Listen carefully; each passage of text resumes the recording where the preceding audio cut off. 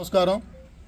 ముందుగా ఇక్కడ విచ్చేసినటువంటి పత్రికా విలేకరులకు, అలాగే గ్రామాల నుంచి విచ్చేసినటువంటి మా వైఎస్ఆర్సీపీ నాయకులకు, మరి ముఖ్యంగా మండల ప్రజలకు, అలాగే కోవూరు నియోజకవర్గ ప్రజలకు, నెల్లూరు జిల్లా ప్రజలకు అందరికీ కూడా నూతన సంవత్సరం మరియు రాబోయే సంక్రాంతి శుభాకాంక్షలు తెలియజేస్తూ, ఈరోజు మనం ప్రెస్ మీట్ పెట్టేదానికి కారణం ఏంటంటే కొన్ని మీతో పంచుకోవాలని, అలాగే ఈ యొక్క విషయాలు కొద్దిగా జనాల్లో కూడా చేరాలని కూడా అనే ఉద్దేశంతో ఈరోజు ప్రెస్ మీట్ పెట్టడం జరిగింది.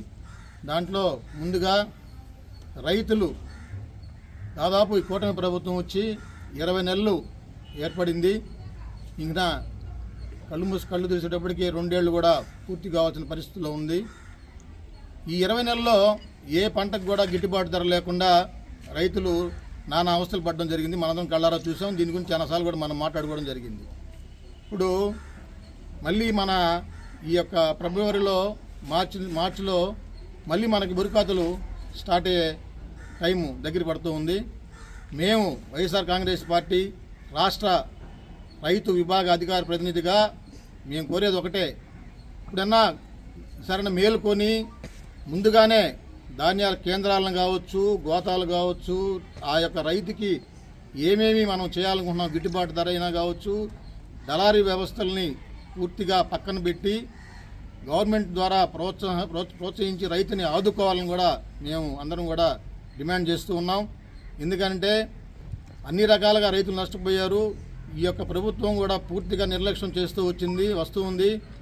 తదుపరి ఈసారైనా కానీ ఈ రైతులు బాగుపడాలని కూడా మేము ఖచ్చితంగా డిమాండ్ చేస్తూ ఉన్నాం.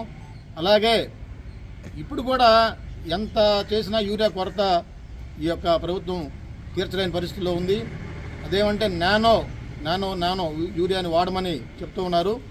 ఆ యొక్క నానో యూరియాని వాడాలనంటే మేము ఒకటే చెప్తూ ఉన్నాం, మీకు ప్రతి ఒక్క గ్రామంలో అగ్రికల్చర్ అసిస్టెంట్ ఉన్నారు. అసిస్టెంట్ ద్వారా మీరు గ్రామంలో ఒక 10-15 ఎకరాలు గవర్నమెంట్ డెమో తీసుకొని ఆ యొక్క దాన్ని ఉపయోగించి దాన్ని రైతులకి అది అర్థమయ్యేలా ఈ డెమో ఫామ్ ద్వారా ఈల్డింగ్ ఎక్కువ వచ్చింది, మనం యూరియా తగ్గించేవాడాం, ఈ యొక్క పంటను కూడా ఖర్చు తగ్గిందనేది మీరు చూపించగలిగితే ఖచ్చితంగా రైతు వాడతాడని కూడా తెలియజేస్తున్నాం. ఎందుకంటే రైతు ఆల్రెడీ అపోహలో ఉన్నారు. ఇప్పుడు ప్రయోగాలు చేసే పరిస్థితుల్లో రైతు లేడు. ఎందుకంటే గిట్టుబాటు ధర లేక, నాణ్యమైన విత్తనాలు లేక, నాణ్యమైనటువంటి మందులు లేక నానా రకాలుగా ఇబ్బందులు పడుతూ ఉన్నప్పుడు ఈరోజు ఆ రైతుని మనం సాహసం చేసే పరిస్థితి లేడు. అందుకని మేము విజ్ఞప్తి చేసేది ఒకటే, మీరే ఒక 10-20 ఎకరాలు ఈ ఊర్లో తీసుకొని చేస్తే దాని ద్వారా ఖచ్చితంగా ఈల్డింగ్ వస్తే అందరూ కూడా ఖచ్చితంగా రాబోయే రోజుల్లో మీరు చెప్పిన విధంగానే దాన్ని పాటిస్తారని కూడా తెలియజేస్తూ ఉన్నాం. ఇక రైతుల్ని ఖచ్చితంగా ఈ ప్రభుత్వం రాబోయే రోజుల్లో ఆదుకోకపోతే ఈరోజు రైతుల పరిస్థితి చాలా దీనయ్యే పరిస్థితిలో ఉంది. ఇప్పటికే రైతులందరూ కూడా కుటుంబాలు రోడ్డును పడుతూ ఉన్నాయి. రాబోయే రోజుల్లో అనేక రకమైనటువంటి ఆత్మహత్యలు జరిగే పరిస్థితి కూడా ఏర్పడుతుందని కూడా తెలియజేస్తూ, మరి ముఖ్యంగా ఈ యొక్క మనకి కోవూరు నియోజకవర్గంలో అభివృద్ధి గురించి గత ప్రభుత్వం చేసినటువంటి అభివృద్ధి పనులే ఈరోజు కూడా సాగుతూ ఉన్నాయి తప్ప కొత్తగా ఏ పని కూడా ఒక నిర్దిష్టమైనటువంటి ఈ పని మేము చేసామనే పరిస్థితిలో ఈ కోవూరు కాన్స్టిట్యున్సీలో లేదు. రోడ్డు ఇది గత ప్రభుత్వంలో ముఖ్యంగా ఆ రోజు ఎంపీ అయినటువంటి ఆదాల ప్రభాకర్ రెడ్డి గారు చొరవతో, మరి ముఖ్యంగా ఆయన మనకి డిఆర్డిఓగా చైర్మన్గా ఉండే సతీష్ రెడ్డి గారు, వారు మన లేబూర్కి వాళ్ళ యొక్క బంధుత్వం ఉంది, ఆయన ఇక్కడే చదువుకున్నారు. ఆయన ఇద్దరుతో చర్చించి మన ఆ రోజు ఎమ్మెల్యేగా ఉన్నటువంటి మన ప్రసన్న కుమార్ రెడ్డి గారు ఈ యొక్క దాన్ని వాళ్ళతో చర్చించిన తర్వాత, అలాగే ఆ రోజు ముఖ్యమంత్రిగా ఉన్న జగన్మోహన్ రెడ్డి గారి దగ్గరికి ఈ యొక్క ప్రతిపాదన తీసుకుపోయి ఆ ప్రతిపాదనని సెంట్రల్ గవర్నమెంట్కి రెఫర్ చేసి ఆ సెంట్రల్ గవర్నమెంట్ ద్వారా ఈ యొక్క శాంక్షన్ అవడం జరిగింది. ఆ రోజు బ్రిడ్జి ఎల్ఎస్లో ఉందని చెప్పినారు. ఎల్ఎస్లో ఉంది బ్రిడ్జి, ఇంకా మేము పిలవలేదని చెప్పినారు. మేము అడిగేది ఒకటే, 6 మైల్ బ్రిడ్జి మీకు అందరూ తెలిసింది. గత ఎన్నో యాక్సిడెంట్లు జరిగినాయి. ఈ మధ్య కూడా మనం ప్రెస్ మీట్లు పెట్టినాము. తర్వాత వాళ్ళు కొంత గవర్నమెంట్ ప్లస్ అలాగనే ఇక్కడ స్థానిక ఎమ్మెల్యే కావచ్చు, వాళ్ళు స్పందించారు, ఎంతో కొంతవరకు దాన్ని న్యాయం చేయగలిగారు. మేము దాదాపు 20 నెలలు వస్తున్నప్పుడు టెండర్లో మేము మా టైంలోనే శాంక్షన్ అయింది, మా టైంలోనే టెండర్లు అయినాయి, ఫౌండేషన్ స్టోన్ వేసాం. మా టైం బాగలేక మా గవర్నమెంట్ మేము ప్రతిపక్షంలో ఉన్నాం, మీరు పాలపక్షంలోకి వచ్చారు. ఈ 20 నెలల్లో మీరు టెండర్లు పెట్టాలనే ఉద్దేశం కూడా మీకు లేదు మీకు లేదు. మేము దాన్ని ప్రశ్నించిన తర్వాతే ఈరోజు మీరు టెండర్ కార్ఫాల్ చేశారు. నాకు తెలిసి ఈరోజు మధ్యాహ్నం నుంచి లోడ్ అవుతుందని చెప్తున్నారు. అడిగితే ఏది టెండరు షెడ్యూల్స్ సిస్టంలో లోడ్ చేస్తున్నాం సార్, 13వ తేదీ వరకు, 13వ తేదీ లాస్ట్ డేట్ అని చెప్పారు. ఇది టెండర్ ప్రక్రియ లాస్ట్ డేట్ అని చెప్పారు. మేము కోరుకునేది ఒకటే, మేము చేస్తే మీరు స్పందించారు, లేకపోతే మీరు స్పందించారు, మాకు అటువంటి ఏం ఇబ్బంది లేదు. మేము కోరుకునేది ఒకటే, దాన్ని ఎంత త్వరగా టెండర్ ప్రక్రియ మొదలైందన్నారు. టెండర్ ప్రక్రియలో టెండర్ పాస్పేట్ చేయించి తొందరగా దాన్ని పని పూర్తి చేయాలని కూడా మేము కోరుతూ ఉన్నాం.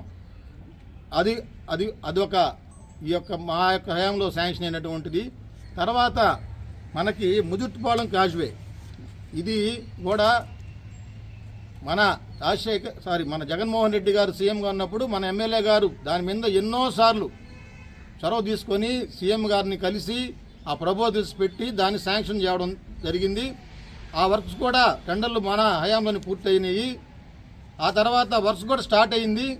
తర్వాత ఒక కొద్ది నెలలు ఆపేరు గవర్నమెంట్ మారిన తర్వాత. ఇప్పుడు కూడా పని జరుగుతూ ఉంది. అది కూడా తర్వాత వెంకటేశ్వరం నుంచి మన ఇది కాజ్వే వచ్చి దాదాపు 92 కోట్లు అండి ఇది. తర్వాత వెంకటేశ్వరం మన పొడుపాటుది కూడా ఇంచుమించు 72 కోట్లతో ఆ యొక్క టెండర్లు పిలవడం జరిగింది.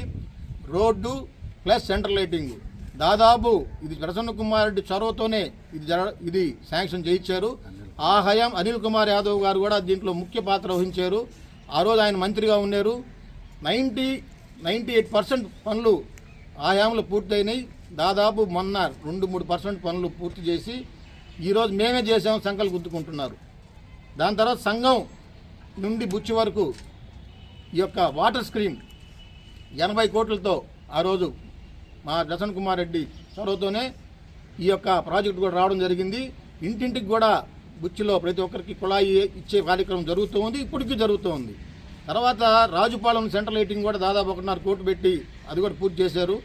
ఇవన్నీ కూడా ఇంకా చెప్పుకుంటూ పోతే చాలా ఉన్నాయి.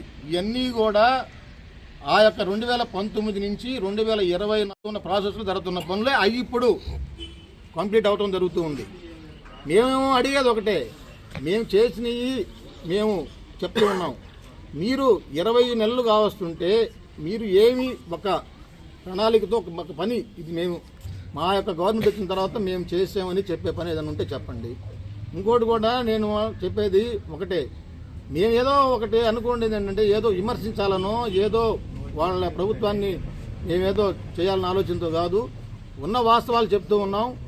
వాళ్ళు ఎలా ఆలోచిస్తున్నారంటే చాలా విచిత్రంగా ఉంది. ఆ యొక్క రోడ్డుది ఈ మధ్య జరిగిన దాని గురించి మేము పోయాము, చెప్పాము. సరే దాని పక్క రోజు చేశారు. మీరేం చేస్తున్నారు, మేమేం చేస్తున్నాం, మేము ఆల్రెడీ మేము ఇబ్బందుల్లో మమ్మల్ని ప్రజలు తిరస్కరించి మన ప్రతిపక్షంలో కూర్చోబెట్టారు. 20 నెలల నుంచి మేము ప్రతిపక్షంలో ఉన్నాం, మీరు పాలకపక్షంలో ఉండరు. మేము చేసేది ఎందుకనా మేము చేసేది ఏందని మీరేం చేశారంటే మీరేం చేశారు అనేది ఏంది? మీరు చేసిన తప్పు మేము చూపిస్తున్నాము. దాన్ని సరిదిద్దుకోకుండా మీ హయాంలో పడలేదంటే మా హయాంలో పడితే మీ హయాంలో మీరు చెప్పినట్టు ఒక 50-100 కాలు పడిపోవాలన్నా ఏంది మీ ఉద్దేశం? మేము చేసిన తప్పులకి మేము ప్రతిపక్షంలో ఉన్నాము, మీరు పాలకపక్షంలో ఉండరు. గడిచింది కూడా 2 నెలలు కాదు, 20 నెలలు అవుతా ఉంది. 20 నెలలు అయిన తర్వాత కూడా ఇంకా మా సోది దేనికి? మమ్మల్ని ఎందుకు మీరు ఇంకా మీరేం చేశారు అని అంటారు? పై స్థాయి నుంచి పై నాయకుల కాడి నుంచి కింద నాయకుల దాకా ఇదే ఉంటుంది. ఎంతసేపు జగన్మోహన్ రెడ్డి గారు ఏం చేశారు, ఇంకా 20 నెలలు అయిన తర్వాత జగన్మోహన్ రెడ్డి గారు ఏం చేస్తారండి? నాకు ఢిల్లీకి అడుగుతాను. ఏం చెప్పేది అంటే అందుకనే మాకు ప్రతిపక్షంలో కూర్చోబెట్టారు. మీకు 144 స్థానాల్లో మీరు కూటమి పక్కన తెలుగుదేశం ప్రభుత్వం పోటీ చేసింది, 135 స్థానాలు మీకు ఇచ్చారు. ఈసారి 1 తీసేస్తే 3 వచ్చేటట్టున్నాయి. మీరు మమ్మల్ని పట్టుకొని ఇదే ఎగ్జాంపుల్గా మీరేం చేశారు అంటే 3 మిగులుతాయి మీకు. అది కాకుండా ఇవన్నీ వదిలేసి రాబోయే 3 సంవత్సరాల్లో మనం ఏం చేయాలనేది చూడండి. ఒక పెన్షన్ గురించి డబ్బా కొట్టుకుంటూ కూర్చోన్నారు ఇప్పుడు దాకా. అదే సోది ఏది జనవరి 1 కానీ ఫిబ్రవరి 1 కానీ ఏ ఒకటోది వచ్చినా పెన్షన్లు ఏదో ఒక ఉత్సవం లేకుండా ఉంటే ఒక గ్రామోత్సవంలా చేస్తూ ఉన్నారు. నేను అడిగేది ఒకటే, మీరు 20 నెలలు అవుతుంది మీ ప్రభుత్వం వచ్చి. మా ప్రభుత్వంలో వచ్చిన 20 నెలల్లో మేము ఒక గ్రావిదేపేట గురించి చెప్తున్నాను, దాదాపు 40 నుంచి 50 పెన్షన్లు 20 నెలలు ఇచ్చాము. మండలం మొత్తం ఎత్తుకుంటే 1500 కొత్త పెన్షన్లు ఇచ్చాము. అప్పుడు 15 రోజులు నెల రోజులకే పెన్షన్ మంజూరు పెట్టుకునేది, నెలకి అమ్మంగానే ఆ పక్క నెలలోనే వాళ్ళకి వచ్చేవి.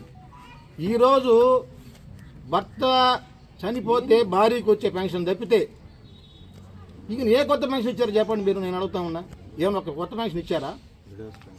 అదే విడో పెన్షన్ అంటే భర్త చనిపోతే భార్యకి ఇస్తున్నారు అంతే. తర్వాత వికలాంగులకు ఆల్మోస్ట్ ఆల్ కొన్ని కూడా కట్ చేశారు. ఈ కొత్త పెన్షన్లు మీరు మంజూరు చేసి మీరు పండగ చేసుకున్నా దానికి ఒక అర్థం ఉంది, కానీ అసలు ఒక నెంబర్ పెరగలేదండి. నేను అడిగింది ఏంటంటే ఇప్పుడు అదే ఒక నెంబర్ కూడా ఈ మండలంలో ఇన్ని పెన్షన్లు ఇప్పుడు దాదాపు ఉంటే తగ్గే కాదు, పెరిగిన దానికి బాగా కాదు. మేమేదో చేసాం డబ్బా కొట్టుకుంటూ ఉన్నారు. ఇదిగా మిమ్మల్ని ఏదో ప్రశ్నించాలని కాదు, మీకు తెలియజేస్తూ ఉన్న మండలంలో అన్ని రకాల, నేను చెప్పేది ఏంటంటే ఒక రైతనే కాదన్న, ఒక రైతు కాదు, ఒక బిల్డర్ కావచ్చు, ఒక రియల్ ఎస్టేట్ వ్యాపారి కావచ్చు, ఒక కిరాణా కొట్టు కావచ్చు, అందరు అన్ని వర్గాల ప్రజలు చాలా ఇబ్బందికరంలో ఉన్నారు. అన్ని రకాలుగా ఆక్వా అయితే కరెంటు సమస్యలు ఇంత బాధిపారేస్తున్నారు. ట్రాన్స్ఫారాలు కరెంటు బిల్లులు స్టాప్ చేసుకుని కల్చర్ చేయలేని పరిస్థితుల్లో ట్రాన్స్ఫారాలని బిల్ స్టాప్ పెట్టుకొని మళ్ళీ ఇప్పుడు ఏదో కల్చర్ చేద్దామని రెన్యూవల్కి పోతే ఒక్కొక్క ట్రాన్స్ఫారానికి 1,50,000 3 లక్షలు 2 లక్షలు వేస్తున్నారు. అంటే ఆ రైతు ఒక సంవత్సరం 1.5 సంవత్సరం నుంచి ఆ ట్రాన్స్ఫారం వాడకుండా పక్కన పెట్టేసి ఇప్పుడు మళ్ళీ స్టార్ట్ చేసి కల్చర్ చేద్దామంటే నా దగ్గరే ఉంది 3-4 నెంబర్లు మీకు కూడా ఇస్తాను. 3 సర్వీసులు నాయే ఉంటే జస్ట్ రెన్యూవల్ చేసుకుందామని అడిగితే ఒకదాని 2,80,000, ఒకదాని 3,20,000, ఒకదాని 1,20,000 వేసి ఇంత డబ్బులు కట్టి రెన్యూవల్ చేసుకుని నిజమేనా రైతు? అన్ని రకాలుగా అన్ని వర్గాల ప్రజలు ఇబ్బంది పడుతున్నారు. మేము కోరేది ఒకటే, ఖచ్చితంగా ప్రభుత్వం అన్ని విధాల రైతులను కావచ్చు, అన్ని రంగాల్లో ఉన్నటువంటి జనాల్ని, అన్ని రంగాల్లో రియల్ ఎస్టేట్ కావచ్చు, అన్ని రంగాల్లో ప్రతి ఒక్కరిని కూడా ఆదుకోవాలని ప్రత్యేకంగా మేము డిమాండ్ చేస్తూ ఉన్నాం. ఖచ్చితంగా మీరు నిర్దిష్టమైనటువంటి పనులు ప్రారంభించి ఈ 3 సంవత్సరాల్లో కోవూరుని ఒక మంచి కోవూరుగా చూడాలని కూడా మేము మిమ్మల్ని డిమాండ్ చేస్తూ ఉన్నాం. మిమ్మల్ని ఖచ్చితంగా మీరు చేయాలని డిమాండ్ చేస్తూ సెలవు తీసుకుంటున్నాం. అందరికీ నమస్కారం. ఈరోజు రాష్ట్రంలో ఉన్నటువంటి ఈ యొక్క కూటమి ప్రభుత్వం పరిస్థితి ఎలా ఉంది అంటే, వైఎస్ఆర్ కాంగ్రెస్ పార్టీ పెద్ద నాయకుల నుంచి సామాన్య కార్యకర్త వరకు కక్ష సాధింపు చర్యలు తప్ప సంక్షేమం కానీ అభివృద్ధి కార్యక్రమాల వైపు మొగ్గు చూపకుండా ఉండడం చాలా హాస్యాస్పదంగా ఉంది. ఇకనైనా మేలుకొని రాష్ట్ర ప్రయోజనాలను దృష్టి పెట్టుకుని మీరు అభివృద్ధి పదంలో నడవాలని మనసారా కోరుకుంటూ ఉన్నాం. మీరు ఎప్పుడైతే ఈ యొక్క కక్షపూరిత రాజకీయాలను పక్కన పెడతారో ఆ రోజు మీరు ఈ యొక్క రాష్ట్ర ప్రభుత్వానికి మంచి చేసే విధంగా పయనిస్తారు. అట్లా కాకుండా ఆయన మీద కక్ష సాధించాలా, ఈయన మీద కక్ష సాధించాలనే గుణాన్ని ఇకనైనా పక్కన పెట్టండి. ఈరోజు రాష్ట్రంలో సంక్షేమం కానీ అభివృద్ధి కానీ శూన్యం. సంక్షేమ కార్యక్రమాలు మేము కోకొల్లగా చేస్తామని ఆ రోజు ప్రజలకు భరోసా ఇచ్చి ఈ 2024లో గెలుపొందడం జరిగింది. కానీ ఎలాంటి సంక్షేమ కార్యక్రమాలు మీరు అమలు చేసినటువంటి దాఖలాలు అయితే లేవు. ఉదాహరణకు సూపర్ 6లో గ్యాస్ పథకాలు అయితే ఏమి, పెన్షన్ పెంచాము అన్నారే కానీ పెన్షన్ పెంచారు. అందులో ఒక్క పెన్షన్ కూడా ఈరోజు 19 నుంచి 24 ఉన్నటువంటి పెన్షన్లను కొన్ని తీసేయడం తప్ప కొత్త పెన్షన్లు ఇచ్చిన దాఖలాలు అయితే జరగలేదు. అలాగే అభివృద్ధి కార్యక్రమాల్లో ఈరోజు మనకు దగ్గరలో ఉన్నటువంటి మన 6 మైల్ సర్కిల్లో ఒక బ్రిడ్జి దరిదాపు 2 ఏళ్ల నుంచి మీరు పక్కన పెట్టేసి అక్కడ ప్రజలు అనేక ఇబ్బందులు పడుతున్నా కానీ దాన్ని చోద్యం చూస్తున్నారు. అన్నగారు చెప్పినట్టు మీరేం చేశారని మా మీద ఇంకా కూడా పడి ఏడుస్తున్నారే తప్ప మీరు చేసేటటువంటి కార్యక్రమాలను మీరు పక్కన పెట్టేశారు. ఇకనైనా మానుకొని రాబోయే రోజుల్లో మీరు అనేక అభివృద్ధి కార్యక్రమాలన్నీ పూర్తి చేసి ప్రజలకు ఇచ్చినటువంటి వాగ్దానాలని పూర్తి చేయాలని మనసారా కోరుకుంటూ ఉన్నాం. వ్యవస్థ అంతా నారాత్రంతా అయిపోయిన తర్వాత ఎంత వేసున్నారు అని చెప్పేసి ఆల్రెడీ అగ్రికల్చర్ కింద ఉంటుంది. యూరియా షార్టేజ్ వస్తూ ఉంది ఇప్పటికి కూడా. నేను నిన్న మొన్న ఒక చిన్న పనులు నరుకూరిపోయా. మామూలుగా బయట సొసైటీల్లో యూరియా వచ్చి 266 రూపాయల లెక్కన యూరియా ఇస్తున్నారు. అదే బయట మార్కెట్లో పోయినప్పుడు సన్న యూరియా వచ్చి 310 రూపాయలు, లావ్ యూరియా వచ్చి 300 లెక్కన అమ్ముతున్నారు. ఏమయ్యా మీరు సొసైటీల్లో ఎందుకు యూరియా తీసుకోవటం లేదు ఏందని ఆ రైతుని అడిగాను. అయ్యా సొసైటీలో కొంతమంది ఉంటున్నారయ్యా, కొంతమంది తీస్తున్నారయ్యా, కొంతమంది తీయటం లేదని చెప్పి అతను అడిగాడు. సొసైటీలో యూరియా సొసైటీలో ఉండే యూరియా ఎక్కడికి పోతుందో ఎవరికి మనకు తెలియదు దాని గురించి. దీని మీద కొంచెం అధికారి చర్య తీసుకొని చేసి రైతులకి సొసైటీల ద్వారా యూరియా అందిస్తే బాగుంటుందని కోరుకుంటున్నాను. ఆల్రెడీ మందొచ్చి కొత్తూరు, ఇందుకూరుపేట, జగజయపేట వచ్చి కోకోనెట్గా ప్రకటిస్తున్నారు. మంది ఎక్కువ ఉన్నాయి మనకి. ఈ కోకోనెట్లు ఈ నడం వచ్చి ఒక వైట్ ఫ్లై అని ఒకటి వచ్చింది. ఆల్రెడీ మేము అంబాజీపేట నుంచి వచ్చారు, మీటింగ్ పెట్టారు, మీరు కూడా ఆ రోజు విన్నారు. మనకు ఆ రోజు ఒక ల్యాబ్ అడిగాం, నెల్లూరు జిల్లాలోకి ఒక ల్యాబ్ ఇండాయా, ల్యాబ్ ఇస్తే బాగుంటుందని చెప్పేసి. ఇది వచ్చి తూర్పుగోదావరి జిల్లాలో ఉంది. అక్కడ సైంటిస్ట్ వచ్చారు, మీరు కూడా పెట్టుకుంటారు. మనకి ఇక్కడ ల్యాబ్ వసతి ఉంది. ఇక్కడ దానికి సంబంధించిన టెక్నీషియన్స్ లేరు. ఇక్కడ ఆ టెక్నీషియన్స్ కూడా మనకి ఇచ్చినప్పుడు ఇక్కడ ఇక్కడ కోకోనట్ కూడా బాగా డెవలప్ చేసేదానికి ఇబ్బంది పడుతున్నాం. అరటి వేసుకోమంటున్నారు. అరటిలో పనామా తెగులు వసతి అని చెప్పి చాలామంది రైతులు అరటికి ఇంట్లో గిట్టుబాటు ధరగా గమ్ముగా అయిపోయినారు. మన ఏరియాలో పూర్తిగా పని అయిపోతుంది, లేట్ అయిపోతుంది. వరేస్తే గిట్టుబాటు ధర లేదు. ఇప్పటికైనా ముందుగానే కొనుగోలు కేంద్రాలు ఓపెన్ చేసి ఫిబ్రవరి ఆఖరి నుంచి స్టార్ట్ అవుతాయి మన ఏరియాలో కోతలు.